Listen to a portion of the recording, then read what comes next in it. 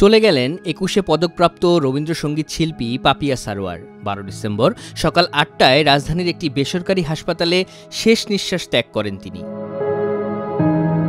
কয়েক বছর ধরে ক্যান্সারে ভুগছিলেন পাপিয়া সারোয়ার। নভেম্বরে চিকিৎসার জন্য একটি বেসরকারি হাসপাতালে ভর্তি হন ৭২ বছর বয়সী এই কণ্ঠশিল্পী। শারীরিক অবস্থার উন্নতি না হওয়ায় কিছুদিন পর অন্য হাসপাতালে স্থানান্তর করা হয় তাকে।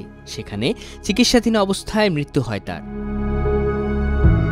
১৯৫২ সালের ২১ নভেম্বর বরিশালে জন্মগ্রহণ করেন পাপিয়া সারোয়ার। ছোটবেলা থেকেই রবীন্দ্র অনুরাগী পাপিয়া ষষ্ঠ শ্রেণীতে ভর্তি হন ছায়ানটে ওয়াহিদুল হক, সানজিদা খাতুন ও জাহিদুর রহিমের কাছে গানের দীক্ষা নেন তিনি। পরবর্তীতে ভর্তি হন বুলবুল ললিতকলা একাডেমিতে। বেতার ও টেলিভিশনে তালিকাভুক্ত শিল্পী হিসেবে প্রথম গান করেন ১৯৬৭ সালে। ১৯৭৩ সালে ভারত সরকারের বৃত্তি নিয়ে শান্তিনিকেতনে বিশ্বভারতী বিশ্ববিদ্যালয়ে রবীন্দ্রসঙ্গীতের ডিগ্রি নিতে যান ভারতে। বাংলাদেশ স্বাধীন হওয়ার পর তিনিই প্রথম ভারত সরকারের বৃত্তি নিয়ে সেখানে স্নাতক করার সুযোগ পান।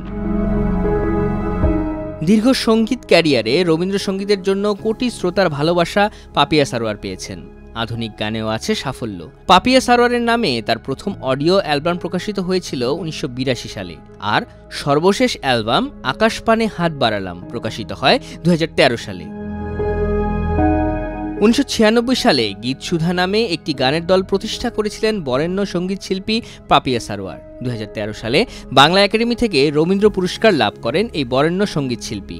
২০১৫ সালে বাংলা একাডেমির ফেলোশিপ লাভ করেন তিনি। ২০২১ সালে পেয়েছেন ২১শে পদক।